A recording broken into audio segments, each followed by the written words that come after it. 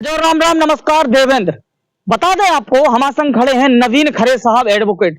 बता दें कि झांसी के अंदर का सब जगह जो लोन करवे वाले होते हैं ना, जो पहली पैसा ले ले कि भैया फाइल चार्ज ले आओ, जे ले आओ, तो वकील साहब ने लोगन की मदद करवे के लाग आखिरकार इतने नुकसान होगा कि अब भी लोग बाग इनके प्राण खा रहे। बता दें आपको, एक सज्जन रहते इनसे मिले कि हम लोन करा, राम राजा कोई फाइनेंस कंपनी है किसान बाजार में, तो बे सज्जन कह रहा हम लोन करा दें। लोन कराने के बाद फिर कहा इनने उनकी फाइल दे दी कम से कम 1-1.5 लाख रुपया। ऑनलाइन ट्रांजेक्शन है, साफ साफ दिखा रहे, वो भी दिखाएं आपको ट्रांजेक्शन ऑनलाइन। बाकी बाद ना तो लोन वो परमेश्वर 10-10 लाख को लोन की बात आती, 3-4 लोग होते 10-10 लाख को लोन करा दे, बाकी प्रॉपर्टी पे। बाकी बाद लोन वाले गए फाइल चार्ज के नाम से, कहूँ 10,000 ले आए, कहूँ 15,000 ले आए, कहूँ जांच के लिए अलग ले आए।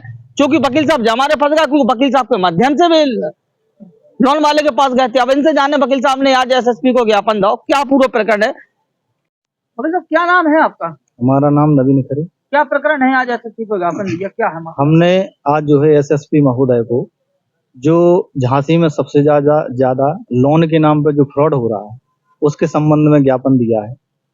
एक हमारे मिलने वाले हैं दीनदयाल पटेल, निवासी हैं मड़वा मऊरानीपुर थाने के। ये हमारे बस्ते पे आए और इन्होंने हमें लोन के संबंध में 2-3 बात बताई कि हम प्रॉपर्टी लोन, बिजनेस लोन, आधार लोन वगैरह कराते हैं और हमारा ऑफिस किसान बाजार में है। हमारा जो कंपनी है वो है राम राजा फाइनेंस के नाम से। तो हमारे परिचित वाले 2-3 लोग थोड़ा परेशान थे, तो हमने उनको प्रॉपर्टी लोन के लिए 3 फाइलें दे दी। फाइलें देने पर इन्होंने हमसे फाइल चार्ज और लॉगिन फीस और प्रोसेसिंग फीस वगैरह की संबंध में बात रखी। क्लाइंटों से बात करी तो क्लाइंटों ने इन्होंने डायरेक्ट इन्हें पैसे नहीं दिए, वो बोले कि हम अपने वकील साहब के माध्यम से पैसे देंगे। उन्होंने हमें ट्रांजैक्शन करके हमें फोन पे पैसा भेजा। हमने पूरा पैसा दीनदयाल के अकाउंट में ट्रांसफर ऑनलाइन ट्रांजैक्शन किया है पूरा। हाँ, इसकी रसीद हमारे पास है, पूरा ट्रांजैक्शन है। इसके बाद पहले हमने फाइल चार्ज दिया, इन्होंने 2-4 लोगों को लगा के, लड़कों को लगा के गए, वहां पे सर्वे किया, प्रॉपर्टी सर्वे किया, बिजनेस सर्वे किया। सर्वे करने के बाद उन लोगों को बताया कि अब तुम्हारा जो है एग्रीमेंट होना है। एग्रीमेंट के नाम पे हल किसी से 10-10 हजार रुपए लिए। इसके बाद इन्होंने बोला कि आपका बिजनेस सही नहीं है, तो इस संबंध में हमें ऊपर थोड़ा बहुत पैसा देना पड़ेगा। तो उस संबंध में इनने 10-10, 12-12 हजार, किसी से 12 हजार, किसी से 19 हजार, कुछ केस उनसे पैसा लिया। पैसा लेने के बाद इन्होंने समय दिया था 8 दिन। 8 दिन जब बीत गए तो हमारे जो क्लाइंट हैं उन्होंने फोन लगाया, फोन लगा के बोला कि हाँ भाई कितने दिन में लोन हो जाएगा। तो इनका कहना हुआ कि अभी ऊपर से पूरी रिपोर्ट नहीं आई है, आप हमें 4-5 दिन का समय दीजिए। 4-5 दिन बाद जब फिर हमने इनसे संपर्क करने की कोशिश की तो इन्होंने फोन उठाना बंद कर दिया। फोन उठाना बंद कर दिया। फिर हमने दोबारा इनका फिर से फोन ट्राई किया। तो जब हमने इन्हें फोन लगाया, ज्यादा फोन लगाया, तो इन्होंने हमारे साथ बदतमीजी से बात करी।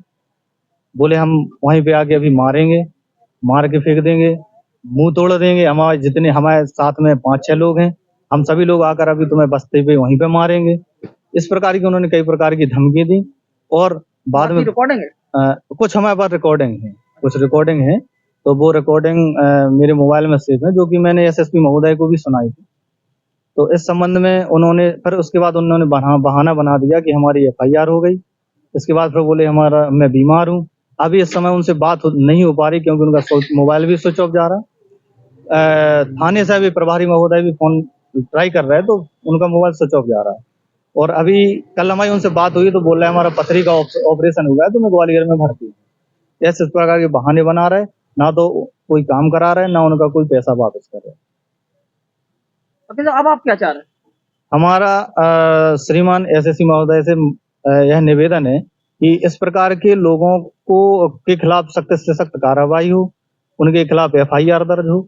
और जो लोग इसमें फंसे हैं, किसी ने कर्ज से उठा के पैसे दिए, किसी ने अपनी जमीन रख के पैसे दिए, जेवर रख के पैसे दिए, तो उनका पैसा उनके पास ब्याज सहित पहुंच जाए और ऐसे लोगों के पास सख्त से सख्त कार्रवाई।